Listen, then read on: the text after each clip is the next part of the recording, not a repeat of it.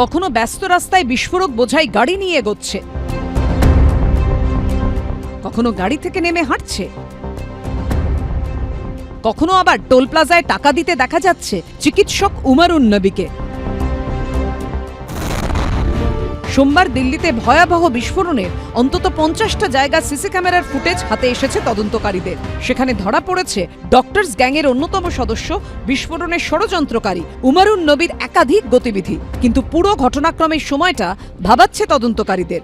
ফরিদাবাদ থেকে দিল্লি 30 কিলোমিটার রাস্তা, যা কিনা যেতে খুব বেশি হলে 1 ঘন্টা লাগার কথা, অথচ 7 ঘন্টায় সেই গন্তব্যে পৌঁছচ্ছে উমার। কিন্তু কেন? পুলিশ সূত্রে দাবি, সোমবার সকাল 7:30টায় হরিয়ানার ফরিদাবাদে ছিল গাড়িটি। সিসিটিভি ফুটেজে ধরা পড়েছে ওই সময় ফরিদাবাদের এশিয়ান হাসপাতাল থেকে বেরোতে দেখা যায় উমারের i20 গাড়ি। সকাল 8:13 দেখা যায় গাড়িটি বদরপুর টোল প্লাজা থেকে দিল্লিতে ঢুকছে।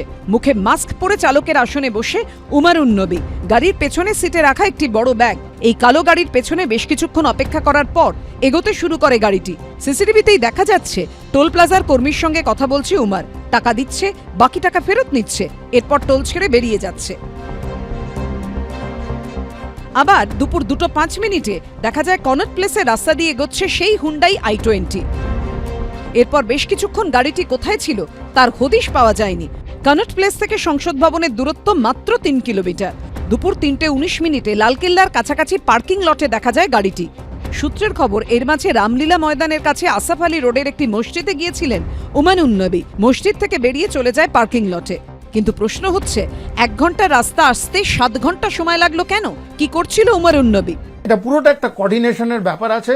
ওরা এখানে ওখানে হয়তো মালও ড্রপ করেছে, যে এখানে আরো বিস্ফোরক করে। এদের চারিদিকে তো এদের স্লিপিং এজেন্টরা উদ্গ্রীব হয়ে বসে আছে যে আমায় কাজ পাবো, পয়সা পাবো তার এগেনস্টে। জঙ্গি সংস্থা এইভাবেই অপারেট করে, এবং ওরা একা অপারেট করে না। ওদের একজন থাকবে বস, যে ওকে ইনস্ট্রাকশন দেবে, সেই বসের আরেকজন বস থাকবে, যে আরেকজন ইনস্ট্রাকশন দেবে।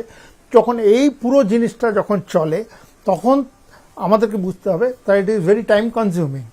কিন্তু ওর কাছে টার্গেট আছে, এখানে যাবে, ওখানে যাবে, এই করবে, এই করবে, এই করে গিয়ে জায়গাটা বিস্ফোরক ঘটাবে।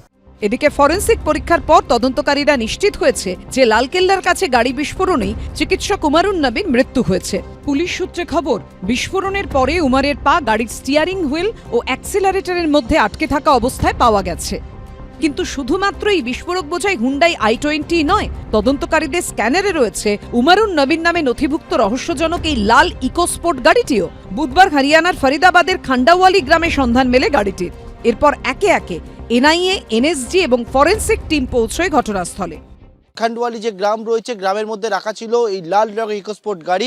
এই গাড়িটাতে কোনো রকম ভাবে কোনো বিস্ফোরক রয়েছে কিনা সেটা একটা প্রথম থেকেই সন্দেহ ছিল, এবং গাড়িটা নজরের মধ্যে ছিল। সেই জন্য গতকালকেই তুমি জানো যে এই গাড়ির খবর যখন বিকেলবেলা জানতে পারে ফরিদাবাদ পুলিশ, তখনই কিন্তু এনএসজির টিম এসে পৌঁছায়। এনএসজির টিম কেন আসে? কারণ হচ্ছে এনএসজির টিম অর্থাৎ ন্যাশনাল সিকিউরিটি গার্ডের যে কাজটা ছিল সেটা হচ্ছে যে কোনো রকমভাবে কোনো বিস্ফোরক রয়েছে কিনা সেটা একেবারে পুঙ্খানুপুঙ্খভাবে দেখা। কারণ এই ফরিদাবাদের বিভিন্ন জায়গায় যে জায়গায় এদের ঠিকানা, যে জায়গায় এরা থাকতো বা যে জায়গা ভাড়া নিয়েছিল, প্রত্যেকটা জায়গা থেকে কিন্তু এইরকম বিস্ফোরক উদ্ধার হয়েছে। পুলিশ সূত্রে খবর, ইতিমধ্যেই ফাহিম নামে একজনকে আটক করেছে ফরিদাবাদ পুলিশ, যিনি লালকেল্লা বিস্ফোরণ কাণ্ডের মূল ষড়যন্ত্রী উমারুন নবীর আত্মীয়। এই ফাহিমই ফরিদাবাদের খান্ডাওয়ালি গ্রামে এসে লাল এই ইকোস্পোর্টস গাড়িটি রেখে যায় বলে অনুমান পুলিশ সূত্রে। তদন্তকারীদের অনুমান, i20 ও লাল ইকোস্পোর্ট গাড়িটি ছাড়াও বিস্ফোরণের জন্য প্রস্তুত করা হচ্ছিল আরও একাধিক গাড়ি।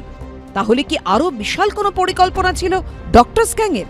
পার্থপ্রতিম ঘোষ ও সৌমিত্র রায়ের রিপোর্ট, এবিপি আনন্দ।